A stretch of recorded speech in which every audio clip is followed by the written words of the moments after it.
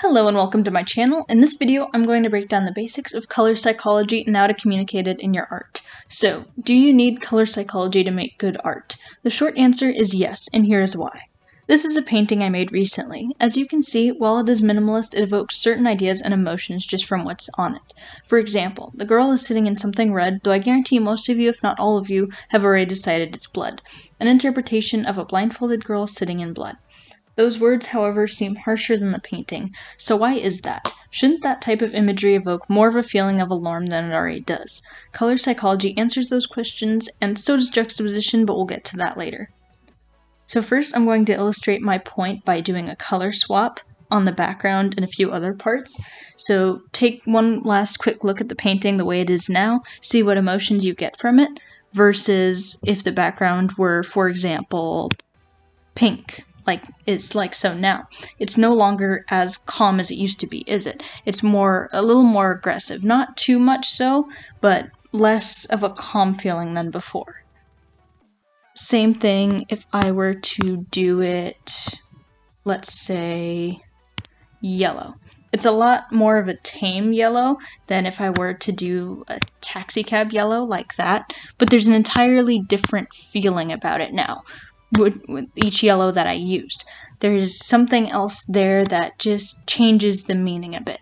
Even if this moon or something here, I haven't exactly decided, hence the good thing about abstract art, up for interpretation, but if I did that part yellow, that also changes the meaning somehow too, because it matches more with the red. It's a lot lighter, but it still gets your attention.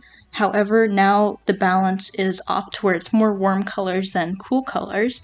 And to add something else, too, since I've just been changing the background so far, I could also add it to the hair, and then that also changes the meaning, because now there's a connection between the hair and whatever thing is in the background, so that creates a link to the painting.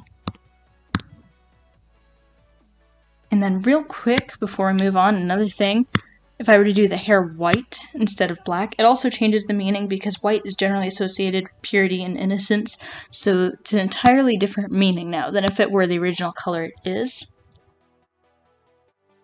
And another part of this too is a portion of it deals with what percentage of the color is visible. So how might the calm feeling of this painting suddenly change if the blue and red background were switched? Like this.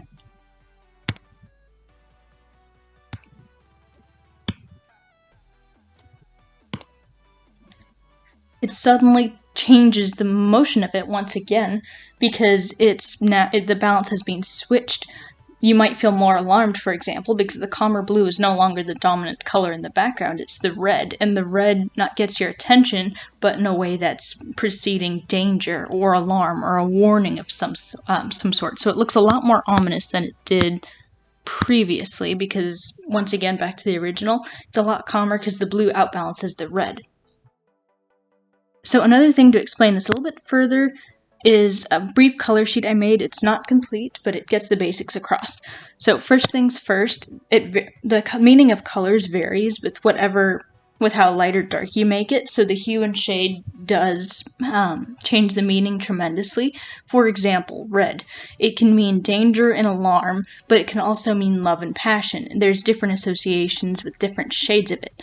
Same thing with orange. It's happiness, lively, engaging, but the darker you get, the more gross and vomit-like it looks, and it suddenly becomes less happy, less lively, and less engaging. And then same thing I did throughout here if you want to take a look at it. But another main thing, too, is this is why traffic lights are the colors they are, too. For example, like I'm going to illustrate here. So the red that is commonly seen in traffic lights is a very bright one. Very similar to the pure color I used here, just to go there for a brief example. And the reason being is for, like I said, this specific shade, ignore that. Sorry. So this specific shade gives a meaning of danger, alert, do not come any closer. Hence, that's why for stop, green, entirely opposite. It's a very energetic color, but it's more so, it's safe, you can go. There's no danger up ahead. And then the yellow, which is a mix of the two, it's still energetic and it still says you can go, but slowly, so more of a yield than anything else. And so that's pretty much the understanding of what the traffic light meaning gets across, because with just colors, these three different types of lights are able to control traffic and limit accidents as much as possible. So colors are very, very powerful, especially when it comes to marketing and art. For example, fast food restaurants, if you notice, a lot of the good major brands use the colors red, orange, and yellow a lot, because those three colors are proven to evoke senses of hunger in you. So, for example, Burger King, McDonald's, and Whataburger all use a variation of either one or more of those shades of red, orange, and yellow, because they want you to get hungry so that you go to their restaurants and that you further their business. So that was a very good marketing decision on those, and any good fast food restaurant will add one of those colors at least somewhere in their logo or on their menu or in their advertisements to try and entice you to eat their food. Now back to the painting. I mentioned earlier that juxtaposition does help with the color psychology a lot.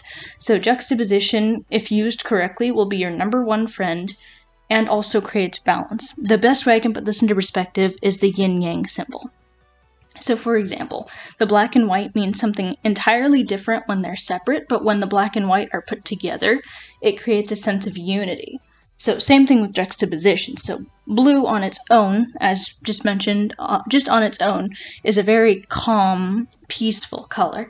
And red on its own, depending on the shade, in this case I'm going to use the meaning of danger and alarm. So you've got red on the side meaning danger, alarm, you got blue on another side, which is calm and peaceful. But if you put those two together, not necessarily mixing, but just having them side to side like it is in the background right now, then it creates a sort of juxtaposition, because you've got two opposite meanings contrasting each other, but one overbalances the other one slightly enough to where it doesn't change the meaning, but it adds to the meaning as a whole, if that makes sense. So the meaning of danger essentially is less, because the blue balances it out more, but it doesn't change the meaning entirely. It's not to the point where there's barely enough red and it's only like a sense of danger, although that can work if you'd like it to.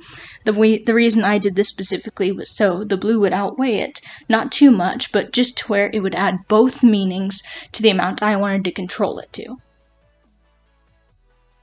So to sum it up, art is the visual communication of ideas. So whether for logos, flyers, brochures, marketing, or art in general, color plays a significant role in the successful communication of your ideas, so use it wisely.